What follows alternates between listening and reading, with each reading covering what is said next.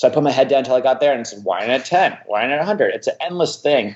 Same thing. You work to get 4% or 30. I got it. And I was like, okay, now I want to get something else. And it's not about working towards the light at the end of the tunnel. It's about making sure the tunnel is always lit.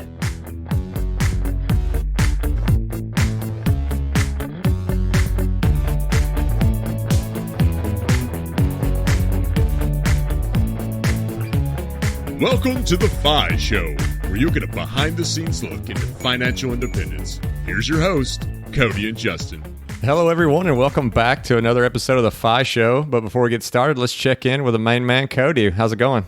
Hey, what's up, man? I'm just getting back from a fun weekend. I was visiting my girlfriend at my alma mater, UMass Amherst. Went to a fun tailgate, tore it up, saw some old friends. How about you, man? Well, I just got back from a beach house in Texas. I know not everyone thinks about it being, the coastal getaway, but there actually is some coastline down there. So had a pretty good time. Always good to go down south as it starts cooling down up here in Boston. And I think you threw in a little plug there about UMass Amherst, and I think there's maybe something to do with that in this episode where we have Taylor coming on, who started this crazy sock business out of nowhere that's making millions of dollars now.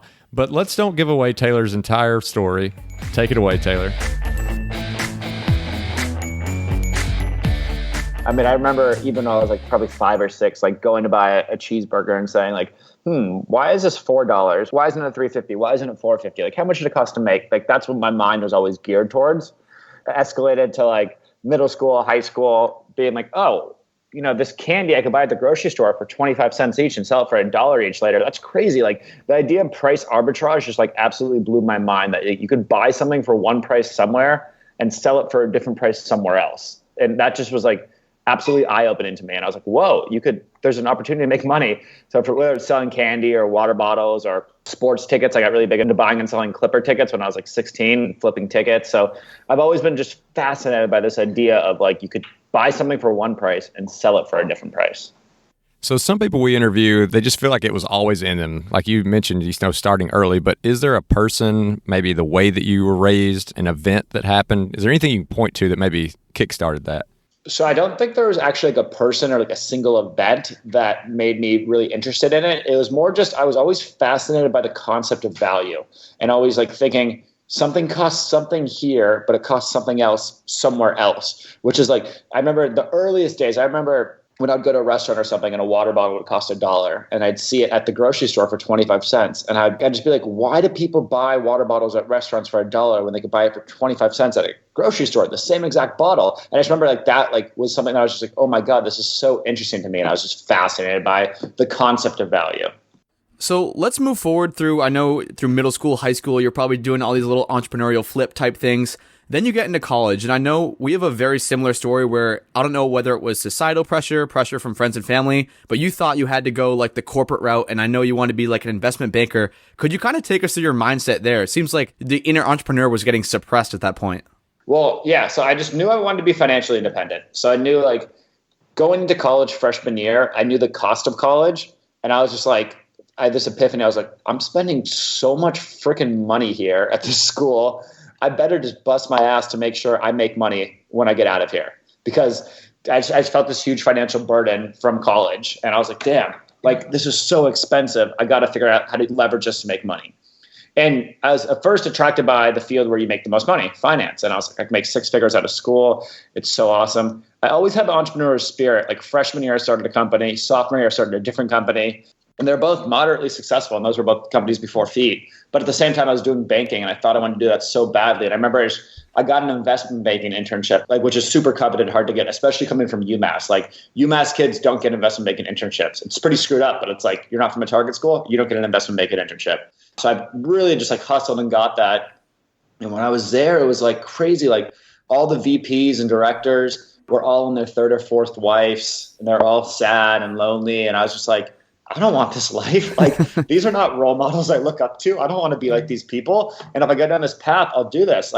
And I saw all the associates and analysts that are a couple years out of school. They're all super pale. They're all like chain smoking cigarettes. And they're all just like, they're making money, but they just work 100 hours a week and their life sucks. And I was like, that's just stupid. Like, I don't want to do that. And that's when I was like, I'm going to be an entrepreneur or I'm not really going to have an option. So after going through this wake up moment, did you take that epiphany like to anyone and kind of bounce it off of them and say, hey, am I crazy? And then if you did, like, were they supportive or were they just like, dude, you're leaving a lot of money on the table and try to talk you out of it? A lot of people try to talk me out of it, especially because I was so deep within the finance world at UMass. And I was like doing the finance society thing. And I think I was on like the board or like running that. And I was like super involved and like super well networked in the finance world. Like I was the poster child for finance at Eisenberg. Like I was supposed to be the next poster child who gets the Goldman Sachs job or whatever and be that role model. And I was like, I dropped out of Eisenberg, which is our business school at UMass. And everyone's like, you're such an idiot. It's so hard to get into the business school. Why are you dropping out? And I was like, I think I'm going to be all right. So there's definitely some pushbacks when you go against the norm. But when you have such a strong conviction and belief in what you're doing, like you don't even listen to that. Cause I'm like, I don't care what you think. I'm right. And when you believe it that firmly, you just don't care and you don't listen. So as we all know, the life of an entrepreneur is not easy. It's not all gold and rainbows and you don't just start making millions of dollars with your first venture. Could you talk about, I'm blanking on the name. I know you tried to create a marketplace for students to buy and sell items. I think this was in the beginning of your freshman year or something like that. Could you just talk about that? Because people don't often highlight the entrepreneurial failures, just the huge successes. Yes. I mean, so I have so many failures and it's funny. It's like the first was when I first got to UMass, I remember I was like looking to buy textbooks and everyone was like kind of posting on Facebook, like of selling textbooks or tickets or whatever. And I was like, why is there no Craigslist for colleges? Like there's so many things that get sold between tickets, textbooks, mini fridges. Like, so I decided to make this Craigslist for college, more or less, and called it Market Loco. We got really good traction at UMass and we launched at Michigan and we're getting like 500,000 page views, which is like a significant amount of users and stuff. Ended up not figuring out how to monetize it and the server costs were too high. So I ended up shutting it down. So failure, lost some money there. Then sophomore year, I was an out-of-state student. I came from Los Angeles to UMass, first time in the East Coast. I didn't know one person. So like first semester freshman year was pretty shitty. Like I had no friends. I was on the international floor and like didn't know anyone. Like no one spoke English. And I was like, this sucks. So spring, I joined a fraternity and they're just making me buy like t-shirts for every single event. And I'm like, dude, this is so stupid. Why do I buy a t-shirt every week for this tailgate or this party or this whatever? And they're like 15, 20 bucks a t-shirt. So I was like, just kind of talking like, hey, where do you guys make these t-shirts, whatever? They don't really know. They're like, we buy them for 15 bucks. I start looking into it. I'm like, damn, I could make these shirts for $5 and sell them to the fraternity for 15 bucks. And they're ordering 100 shirts at a time. So if I could make $10 a shirt on 100 shirts, I can make $1,000 and I'll get the money from them up front. And then I'll go use the money to go buy it. So I won't have to risk any money. So I did that with my fraternity and I was like, oh shit, I made some money here. So I started going door to door to other fraternities and sororities being like, who makes your shirts? I can make them cheaper. And I started doing that. And then that summer, I drove from Los Angeles to Massachusetts. And I stopped, it was the first week of school. I stopped by every single college on the way, Arizona, Arizona State, Texas, Alabama, Auburn, LSU, like went on this trip and just stopped at every single college and went door to door at every fraternity. And I was like 20 at the time, 19. And I was like, who makes your shirts? I can make them cheaper. I made these business cards. I made it seem like it was a legit business. And I started picking up clients all over the country. And like some of these clients were bigger, like these big schools at Arizona or Texas, they had like 300 people in the fraternity. So they ordered 300 shirts. And I charge them, $12 and I make them for $4. I make $8 a shirt on 300 shirts. What is that? $2,400 profit. And I was like, this is so easy. I'm making so much money. So that was really good. And I was scaling that my sophomore year. By junior year, I was making like 25 grand a semester doing that. And I was like, wow, entrepreneurship is so easy and fun. And then I got one huge order at Arizona, I think. And it was for like shirts, like pocket tees. And my manufacturer printed, it was like, I think like a $5,000 or $7,000 order, which when I'm a junior at college is like so much money. Oh yeah. And they printed the design of the pocket tee. They printed it above the pocket, not on the pocket. And the guy called me. He's like, I got these 500 shirts and they're messed up. I'm like, I want my money back. And I was like, oh shit. So there's like either have him hate me and have him talk, lose the client and have negative things about me or refund the money. So I ended up refunding the money. I learned a lot from that business. I lost some money there, but learned a lot. Just like custom business is a pain. Like there's a million ways to get it wrong and one way to get it right. And even like an example is like, I remember for UMass, I made shirts for someone and the shirts came out like more burgundy than maroon. And they're like, this is burgundy, not maroon. We want our money back. And I'm like, bro, burgundy and maroon are like the same color. Like, relax. But they freak out about everything. So like custom business is a pain. And it was interesting because I came from a custom business and so did Parker, my co-founder at FEAT. And that's how we met and initially bonded over like talking about how much custom business sucks and how we want to start a brand. So you take what you learn from your failures early and you apply that to the next thing. So it seems like you were doing a lot of that business, at least at first, like very local, like with people you knew or at least in the same school. Did you ever run into any situations where a business deal kind of goes bad and then it got really weird because this is not just somebody like across the internet, you know, this is somebody very local and who knows who you are? Yeah, I've lost so many friends. It sucks. It's really horrible. It's horrible doing business with people because everyone's delusional. And then it just, people think like business, you have to be serious. They take out the human aspect and everyone just gets like super greedy and like professional and tries to be like super businessy. And it's just like, it's horrible, man. I've lost so many friends over business and it sucks, but that's the cost of doing business. Amen to that. I am totally in that same camp where like I feel like people can do great things. They can create awesome products and services without being like super uptight businessy. I hate that. But one thing that you talked about that I'd really love to dig into, because it is awesome finding that like perfect partner in a business. Could you talk about the genesis of meeting Parker, what that meant, and kind of what those initial conversations looked like? Yeah, so the first time I met Parker, it was senior year at UMass, and we both signed up for this entrepreneurship class. So it was first day of senior year. And I remember it's this entrepreneurship class and I'm in there and I'm talking about like after class, like I'm like, dude, I'm the hotshot entrepreneur on campus. Like I'm the big promoter. Like I sold 25K last semester selling t-shirts. Like I'm the entrepreneur. I don't even know why I'm in this class. Like I know exactly what I'm doing, blah, blah, blah. So after class, like I kind of had a little reputation around campus. And so all these kids were talking to me, like asking about how I made all this money, what I was doing, blah, blah, blah, because everyone knew about other companies. And then Parker comes up to me like super humbly. He's like, oh, that's cool. Like I do custom stuff too. And I was like, oh, cool. I kind of brushed him off. And then went back to like, so back to me. Let me tell you about how I'm selling blah, blah, blah, 25,000, blah, blah, blah. And everyone's like kind of oohing and awing. And Parker could tell I was giving him no respect. And then he just bursts in and he goes, I've done over $1 million in sales. I remember so well. Like everybody was like facing me and like their shoulders were facing me. They all turned their bodies and was like, just went and oohing and awing over Parker. And he kind of smirked. He's a lot more humble than me. But that day it was at Eisenberg at our business school and he offered me a ride back to my apartment and he drives me back. And it was the first day I met him and we sat in his car and talked for like 3 hours. We talked about custom business, how it's a pain. We talked about all this stuff. So he made over $1 million in sales doing custom lacrosse uniforms, like making custom uniforms for like all these different lacrosse programs and teams. And everyone with their uniforms, they had these crazy jerseys and crazy shorts and they wanted crazy socks to match. So Parker's like, dude, I think I'm onto something here. I have these crazy socks. People like them. He's like, I don't know what to do. And we both were like, we're not doing custom. That's a pain. Let's start a brand. And so like the next day we go to TJ Maxx and we buy all these white Nike and white Adidas socks. And we Google some designs like floral pattern, pineapple pattern, and we print them on socks. And we go outside Burke, which is the dining hall, and with 200 pairs of socks. And Parker's like, we sell on campus. I was like, who cares? Let's just do it. And that day we sold all 200 pairs of socks at $10 a pair. We made I had like $2,000 in my hand. I remember so well, Parker dropped me off with the socks and he went to go find parking. And by the time he came over, I had like $300 in my hand. And he was like, you're messing with me. It was like, you didn't sell $300 worth. I'm like, dude, I swear I did. So that day we sold $2,000 and we're like, whoa, if we could sell $10 socks to college kids who are going to eat and who have no money, we think we have something here. And then senior year, we sold close to 20,000 pairs, pretty much out of our backpacks, which is pretty wild. And then, a couple of days after graduation, we were able to raise some money and really scale the business. So can you dig into a little bit like how you actually did this? Did you already have equipment to make these socks? Like where did you learn how to make socks just randomly after looking up some designs? So Parker knew how to make them because he was making them for his lacrosse uniform company. And then I don't know if you guys know Bob Lowry. He's a teacher at UMass. I love Bob Lowry. Yeah.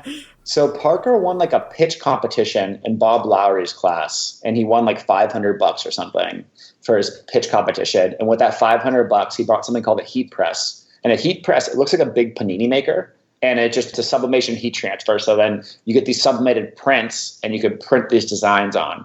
So literally, it's like you take a blank white sock or any garment. You could take any white garment, and you get sublimation ink paper, and you put the panini maker down, the big heat press, and it presses the design into the garment. So at first we had no idea what we were doing. And I remember it was so funny. Parker actually, you can only do sublimation printing, that type of printing, on inorganic material. So like polyester or spandex, you can't do it on cotton. So Parker, one of his first orders, he pressed them all on cotton socks and they looked great. And then you washed them once and the whole designs wore out. So when people brought these crazy socks, they washed them once and then there's white socks. But that's just like, that shows the power of trial and error and just doing it. Like, you just have to start and you just have to do it. And like, knowing that you're going to make mistakes, the only way you get better is by making mistakes. All right, so with my limited knowledge of a heat press, I'm just picturing how slow, I'm thinking of Burke right now, how long it takes for a panini to get made. How many hours were you guys spending pressing 20,000 pairs of socks senior year? That just seems like a crazy amount of time. Yeah, so at first we were doing it by hand, and we would do it from like literally 11 p.m. to like 4 a.m. and then wake up the next day and go sell it because we were just crazy. And then we got a warehouse in Amherst. We got this like pretty big 2,000 square foot warehouse, but we were too cheap to put the heat on. So in the winter, it's like 30 degrees in there. So we're trying to like put these socks on these like templates and things and line them up. And we're wearing gloves because it's so freaking cold in there, and big puffy jackets. And then eventually we were like, okay, it doesn't make sense for us to do this anymore. Let's get our friends. So we started paying our friends like $15 an hour in cash. And they would literally just come in all night and they would like drink beers and do whatever, listen to music and just make socks all day. Like, they'd come after the bars and do it's like, hey, like, what are you doing after the bars? You want to come and make socks for a couple of hours? So we just had like a revolving door of just people coming in and just making socks. Like anyone, like everyone I met, I was like, hey, you want to go make some socks? All of our friends were just doing it. And yeah, it was hard. But at that time though, you're so delirious in like the joy of like the hustle. And it doesn't seem like work. It's just fun. So now I'd like if you could just start kind of walking us through how you scaled. So you're selling these out of your backpack, you're selling a ton of them, but then what kind of takes it to the next level, and how do you start marketing that outside of just the local area? Around UMass, we were able to get a pretty good traction. We were able to get like 10,000 followers, which is like half the school. We just every single person I saw around campus, I'd be like, follow us on Instagram, buy a pair of socks. I was the most annoying, obnoxious person ever. And there's actually this hack that we were able to grow Instagram really quickly. I figured out if you let someone sign into your Instagram on their phone, they could do this thing where it follows all their Facebook friends. So all these people that are at UMass, they're friends with all their Facebook people back home. So FEAT socks I would give them a free pair of socks and I'd say, I just need to follow all your friends. Their friends wouldn't know that it was from them. And I would go and follow, like, literally, if someone had 1,000 friends, I'd follow. You click one button, it follows 1,000 people. And if you get 20% to follow you back, because this is back in the days of Instagram where if you got a follow, you probably followed that person back or you went and checked them out. It was before bots and automation and everything. So that's how we really grew our following beyond UMass and our exposure, just by using everyone's friend list from their friends back home. So that was big. And then after graduation, a couple days after graduation, we got $250K from an angel investor. Wow. Which is wild. Like, we graduated and then like a couple days later, I remember like Parker sent me a screenshot of our bank account. We did a Kickstarter. We got $30K there and then $250K. We had like almost $300K in our bank account. And we were just like, what the heck? This is wild. So then we used that money to scale, and we're still like pretty local at this time. And then this is 2015 and I'm just hooked on influencer marketing. Like, this is before influencer was a word, before anyone knew if these influencers or people could sell anything. And I'm just so hooked on it. But nobody's taking me seriously. So I'm reaching out to all these agents and all these people, and they're all just like, you're a little college kid, go away, pretty much. And I was like, And then finally, we randomly get connected with this guy, David Falk, who was Michael Jordan's agent, and he built the whole Jordan brand. Wow. And he's just a beast, one of the biggest NBA super agents, like super connected, super legit. So he joins our team, and with him, we're able to do a deal with Ali Raisman. This is 2016. Wow. And this is where we first went national, because Ali at the time when we were working with her only had like 150,000 followers or something. And I remember so well, she's like, do you think I'll get to like 250,000 or 500,000 by the Olympics? I was like, Ali, you're going to get into the millions. And she goes, during the Olympics, she's the center of attention. She goes from 150,000 followers to 2.2 million followers. And she sells like $500,000 of socks. And everyone's talking about her. She's front of the news everywhere. And people are talking about the socks. We're on the front page of Yahoo. We're on the front page of like all these different sites, like talking about our socks. And that's like what first got us this national attention. So could we go back a little bit just to the tactics? Like, an angel investor, and maybe they did, but typically doesn't just fall into your lap. Were you actively going out and looking for investors in your company? We're just trying to give like the listeners tactical advice on if they want to try to do something similar. It seems like you guys were really hitting the ground game hard, but what did that look like on a tactical level? Yeah, so we had an idea of raising money because we just thought that's what you do, right? We're just like, oh, you're in college, you're starting a business, you got to raise money. That's what you do.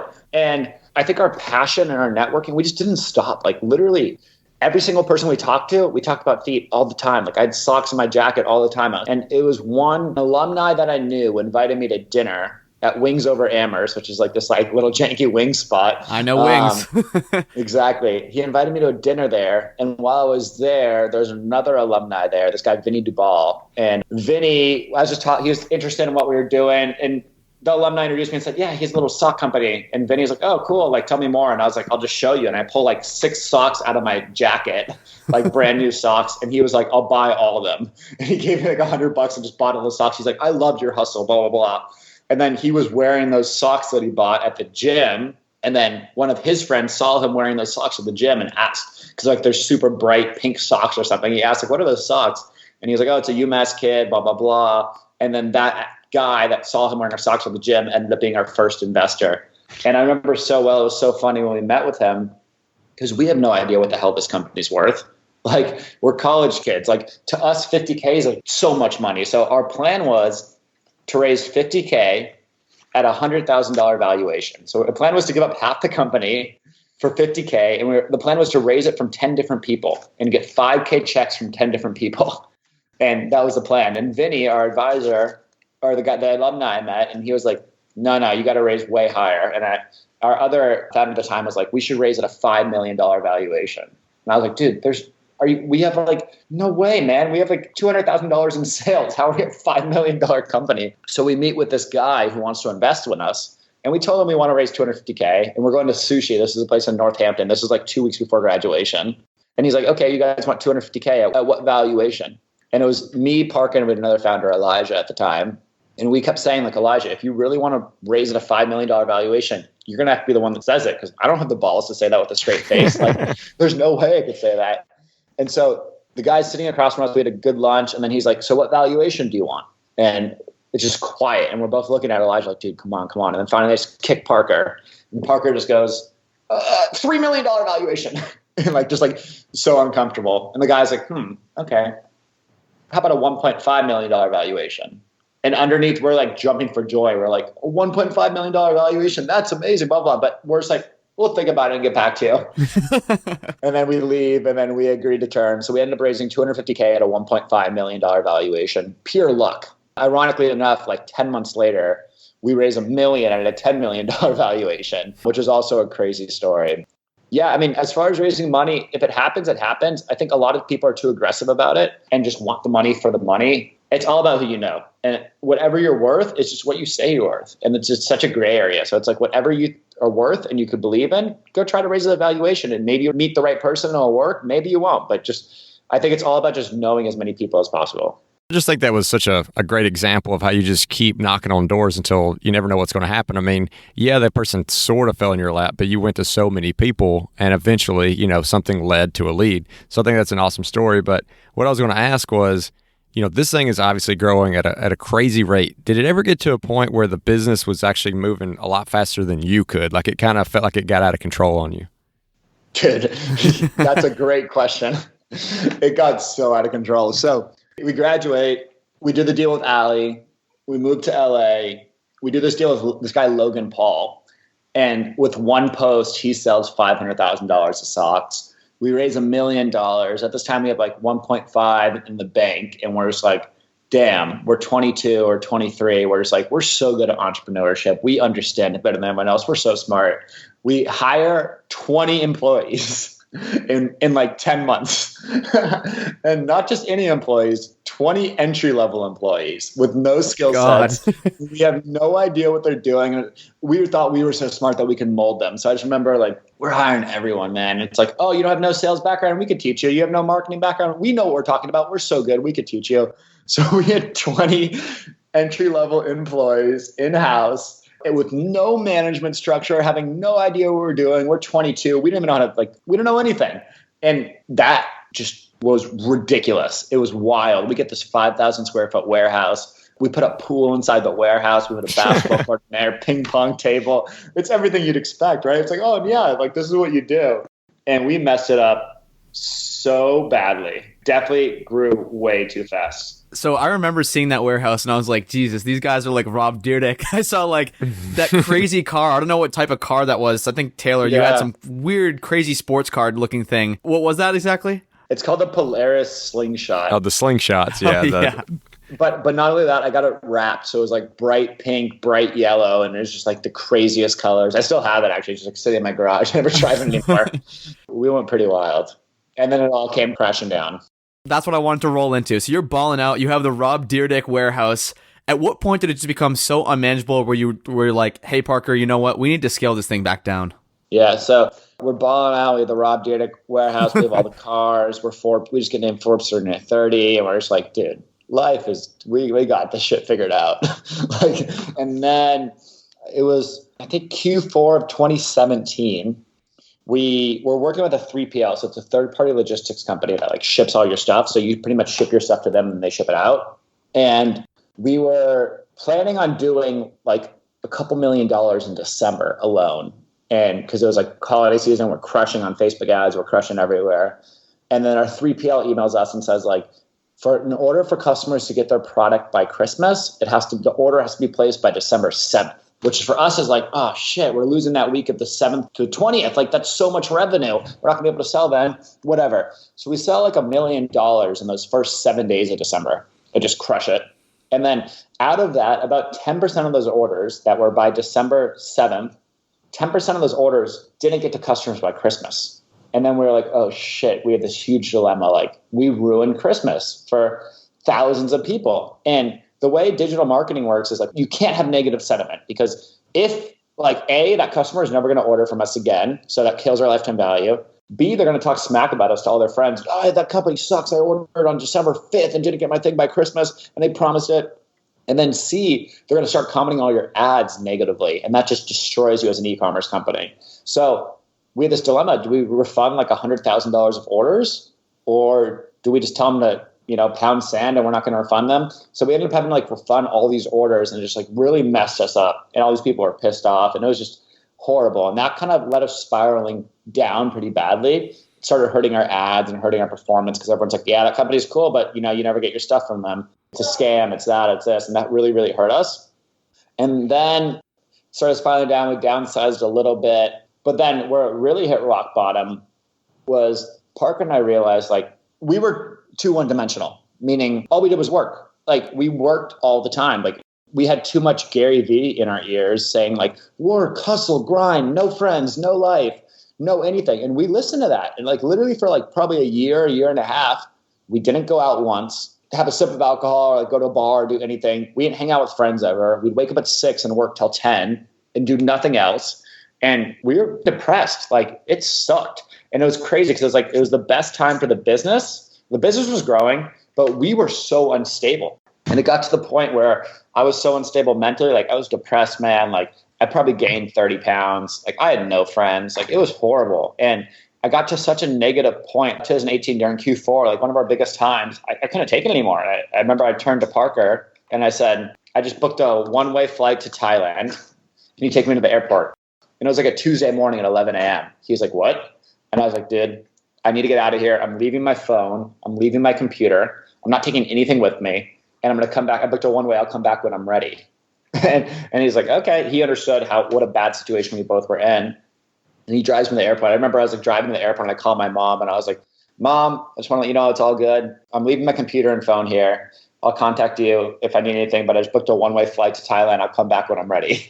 I remember she was like, Tay, no, you can't do that, blah, blah, blah. Like, you should go to therapy first. It might be cheaper. And I was like, Mom, I just need to get away from this, all of this. I need to get away. That was my rock bottom. And I just like remember so well going to Thailand, like meditating with monks and then like seeing these kids in the streets with just like rags on their body, kicking a Coke can and playing soccer with it with smiles. And I'm like, damn, like these kids have nothing and they're happy.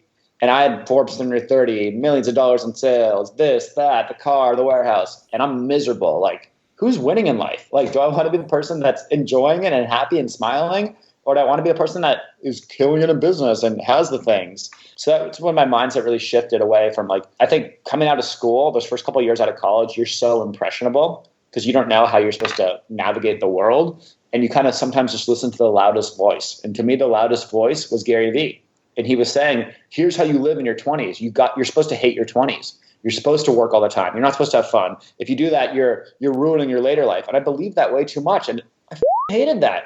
And that really messed me up. It got me really sad and depressed. And it's like, so that's what me and Parker really want to show with our content and our lifestyles. Like, you can enjoy life and be good at business. It's not one or the other. It's not binary. And you really have to take care of your mental health, and you really have to enjoy life. Like, it's too short to try to delay gratification forever. And that was a huge learning lesson for me. So after you come back from that and you have learned all those lessons, what did you do to actually make changes in your life so that you didn't end right back up in the same spot? It was hard, and it's really hard. And it's hard as an entrepreneur, and even as an ambitious person, even if you're not an entrepreneur, it's hard to enjoy yourself at first, because you're like, oh shit, I'm hanging out with my friends, but I could be doing this. Or like, oh, I can't go watch a movie because someone else is working harder than me. And it's really hard. And then eventually you just have to trust yourself and trust that you're going to get shit done. You're going to be successful at whatever you do. And that if you can't enjoy the ride, I think one of the biggest things is like, I had the mindset of wanting to work in the dark with my head down just to get to that light at the end of the tunnel. And I was like, that's how you get to the light at the end of the tunnel. You have to work with your head down.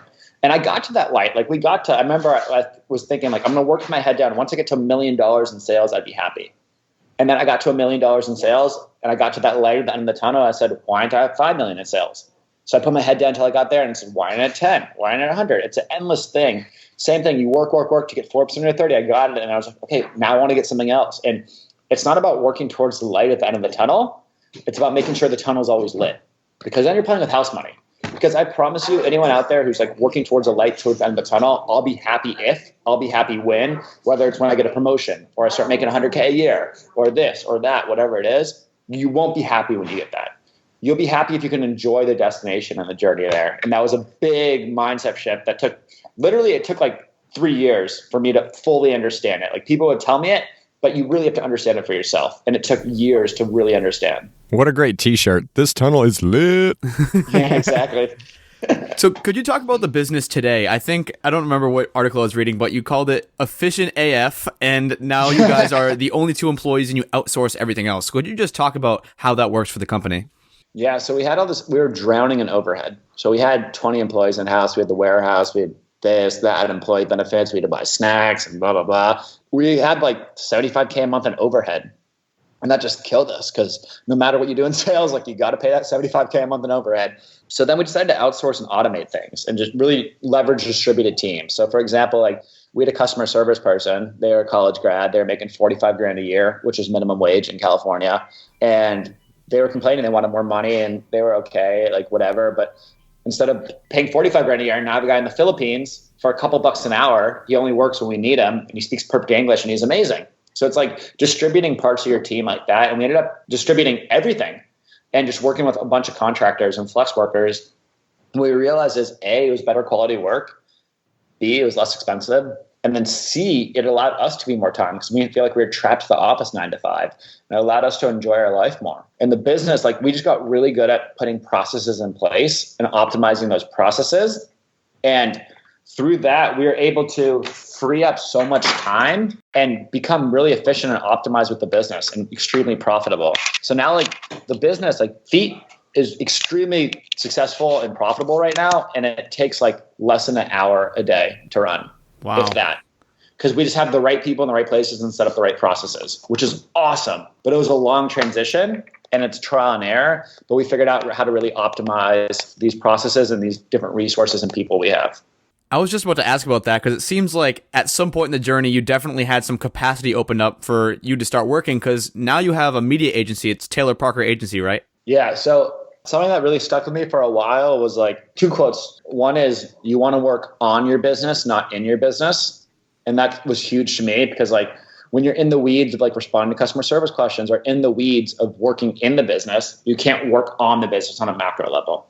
So that was interesting. And that kind of taught me to get out of the weeds of a business and set up processes in place. And then I had a mentor say, what's the point of business? What's the point of these businesses? And I was like, e-commerce businesses talking about that. And I was like, I guess to make money. And he goes, keep talking. And I was like, what do you mean? He's like, to make money without using your time. So it's like, really, like, the goal of the business is to set up something that could live without you and be profitable without you, and then free up your time again. That's kind of the approach we took with FEAT, and it's pretty profitable and successful without us. and freed up our time. Throughout this whole process, we got pretty good at social media campaigns and e-commerce and advertising and, running social accounts organically. And we were getting all this press like Forbes, New York Times, all this stuff. So we had a lot of inbound for consulting. And at first I was like, I don't want to do consulting. I don't want an agency. I hate agencies. And then someone's like, I'll pay you $5,000 a month to do it. And I was like, oh shit, that's tight. I'll do that. So I started doing that. And then they said, my friend you're doing such a good job with me. My friend, I know this other company, they want to work with you too. And I was like, I don't want to do that. And he's like, they'll pay you $10,000 a month. And I was like, okay. So now we have clients that pay like upwards of $20,000 a month. And it's like extremely profitable for us. And for us, we're able to, in not that much time, we're able to communicate a lot of the lessons we learned and scale, especially these bigger companies, man. We are so much more knowledgeable on them than e-commerce and social media. They just have no idea what they're doing. So a little bit of our time is extremely valuable for them. So we're doing the agency. And then for smaller clients that can't do the agency, I set up an online course, and that's a lower price point, super accessible for everyone. So I have an online course. That's another revenue stream, pretty good business for us, and kind of teaches you everything you need to know about e-commerce. We're launching a new company pretty soon called My Last Bottle, which I'm pretty hyped about. I'm writing a newsletter. So it's awesome, like to free up our time to be able to do all these anything we want, really. You've obviously got a ton going on, but I'm also just thinking back to that part in your story where you could tell you were kind of learning something from those kids in the streets in Thailand who didn't have anything but were still happy. So can you envision yourself getting to a point where you're like, you know what, I don't need any of these businesses. Like, I'm good. Or do the businesses just bring you so much, happiness because if that's who you are, you're just such an entrepreneur? They do bring me happiness and it gives me purpose. But yeah, I think the hardest thing for anyone to do is to find the balance between ambition and complacency, because it's really hard. You could be super ambitious, but then you might not be so happy and you're kind of taking on two projects. But then you're also, if you're too complacent, you feel like you're horrible. So that's the hardest thing to balance, is like feeling like you're worth something and to enjoy the small wins and enjoy your time without feeling complacent. And then being able to be ambitious without, overextending yourself. But I think that's the constant balance that any entrepreneur has to work on. And I think it's never perfect. You go too far on one side, then you go too far on the other. And it's like, I'll do 6 months where I'm head down working way too hard. Then I'll say, shit, I need a break. And I'll go 6 months where like, I'll sleep until 10 every day and just be like, I need a break. Then I'll be like, I feel like a bum again. I'm going to start waking up at 6 a.m. and grinding and hustling again. So that's the hardest thing, is to try to find that balance between being ambition and being complacent. All right, this is completely unrelated, Taylor, but how the hell did you get in a Justin Bieber music video? The Justin Bieber music video, it was just networking and just knowing people. And I was just in LA and I had a friend text me saying, hey, you want to be in a Justin Bieber music video? And I said, what do you mean? They're like, we're shooting tomorrow in the Valley, just show up at this time. And I was like, okay, sure. I thought it'd be fun. So it's kind of my attitude, just kind of always say yes to everything. And just like, okay, cool, let's do it. That's cool. So yeah, I ended up being a background dancer in a Justin Bieber music video, which is probably one of the funniest things on my resume. Did they actually have to like teach you a dance, or were you just like kind of grooving? Well, the funniest part is I'm the worst dancer. So like everyone there was like actually professional dancers, and I have literally no rhythm. So yeah, that was extremely difficult. And like the directors kept getting mad at me for not being able to dance that well. So they ended up having me just like kind of stand next to a girl and just like hold on to her. We will be sure to link that in the show notes with the timestamp of when you get your cameo. Amazing. So Taylor, this has been a ton of fun. You have so many different things going on. But for our audience members who want to connect with you, hear more about your story, where is the best place they can get in touch with you or read about you? Yeah, so some of the best places on Instagram, our main account that has a couple 100,000 followers, that's at Taylor Parker. My personal account is at Taylor Offer. If they want to check out the hoodies or socks, that's www.featsocks.com. If they're interested in the online course, that's TaylorParkerAcademy.com. If they're interested in the agency, that's TaylorParkerAgency.com. If they're interested in the newsletter, the daily newsletter, that's group-chat.com. If they're interested in My Last Bottle, which is the new project we're working on, that's at My Last Bottle on Instagram. And I think that is most of it. And if they're interested in my daily humor on LinkedIn, I post a lot of funny comments there. It's just Taylor Offer on LinkedIn. And yeah, that's pretty much it. You got a lot of options. Sweet, man. And it's FEAT, F-E-A-T, correct? Yes, F-E-A-T. All right, Joe, the other thing we always ask all of our guests is, for somebody who's on that path to financial independence, what's just like your main tangible tip you could give them? Just set up automated income so that you don't really have to do. So it's like, those things stack up, even if it's $50 a month or a couple $100 a month, like wherever you could automate income, whether it's doing like referrals for things or whatever it is, setting up an e-commerce company, whatever it is, like stack as many revenue streams as possible. Because anything you can get on top. And I think most people will probably be working a normal 9 to 5. That's great. That's your base. And then figure out how you could stack different things on top of that. Figure out how someone could pay you $500 a month to run their Instagram. Figure out how you could do whatever it is. Like, figure out how you do these little side hustles. And once they start to stack, you could automate them and really scale that. Yeah, I love that, man. We are all about building skills, and honestly, skills are future currency. So that is just an awesome tip. And now the final question of the podcast. It's definitely the most important question because I'm not ready. Justin's not ready. So Taylor, that means you're definitely not ready. And this is the wild card question. I can't wait. All right. So I love that we're both UMass guys. Go UMass. We're putting UMass on the map for entrepreneurship and doing stuff in the world. I want to hear the craziest, semi-family appropriate UMass story you got. Oh, shit. Where do I start? One night after the bars, I went back and I had a girl break into my window in my apartment to come see me. Like, I didn't want to. And she like literally broke my apartment window and broke in. So that was kind of scary. Well, Taylor, thank you so much for giving us part of your time. You're obviously a busy guy, even with the automation. You're out there crushing it. So thank you so much for coming on the show and sharing your really cool story. Of course. Thank you. Thank you for having me. Man, I've got to say, Justin, this is one of my favorite episodes to date. Might be a little biased because he is also a fellow UMass Amherst grad, but man, what did you think of this episode? I think my favorite thing about the episode was just kind of the progression that he goes through from being a small child who's obsessed with this whole price arbitrage thing to selling the t-shirts, which he obviously put a lot of hustle into. I mean, he's driving across the country selling these things, and how that progressed all the way into the sock business, and then, you know, just how that progressed, kind of ups and downs with the business. He really gave us the full spectrum of what it's like to be an entrepreneur. Yeah, he really did paint the full picture, and it was just so cool to see. I mean, I love these entrepreneurial success stories. Obviously, he highlighted a bunch of failures as well, but he said he sold $2,000 worth of socks out of a dining hall that I ate at very frequently called Burke. He sold them in like an hour, and his friend, his business partner, Parker, was like, "Are you serious, dude? Like, how did you sell $2,000 worth of socks?" And right at that moment, they knew they had something gold. Yeah, I think this is one of those classic examples of something where you look back on it and you're like, God, that makes so much sense. Why didn't I think of that? Like, college kids, crazy socks, like, I could see that working. But in the moment, like, you know, who would take the risk of going out and buying all these plain white socks and trying to figure out how to heat press them? You know, like, that sounds crazy to most people that you're going to do that yourself. And then how they kind of start scaling on a little bit local level where they're hiring their buddies in some unheated warehouse to, you know, come in after the bars to do the manual labor for them. I mean, they're really looking for any angle they can to scale. I love it, though. These guys are just so scrappy. And I really like how transparent Taylor was with us. Like, he said he scaled his company up from 2 to 20 employees in 10 months, realized that they were all entry-level people. They had no idea what they were doing. Him and Parker thought that they could train everyone. It would be all good, but that was not the case at all. They quickly downsized when they had that huge manufacturing scare and they couldn't deliver all their stuff. It was just a wild, wild story. And now they're back to 2 employees, him and Parker, and they're outsourcing everything else. So it's kind of like just guess and checking. That's pretty much the whole life and blood of entrepreneurship, is like, no one knows what the heck they're doing right away. But Taylor just kept trudging, kept persisting, even through the emotional ups and downs. Yeah, you know, mention the emotional ups and downs. That's one of my favorite parts of this episode, is it still had some of that psychological flavor where, you know, he talks about just getting so stressed and depressed and just taking this random trip to Thailand and seeing these little kids in the streets who had nothing. And they were so much happier than him, who had millions of dollars and had all the toys and the crazy warehouse and was just living, you know, the dream. But that dream wasn't actually bringing him any happiness. And for him to take that and learn from it and change the way he was doing things and change his entire life. And then after Taylor kind of clears his head, he gets back from Thailand. He kind of automates the business with Parker. He said he works on FEAT probably 1 hour a day. Most of it's automated and outsourced.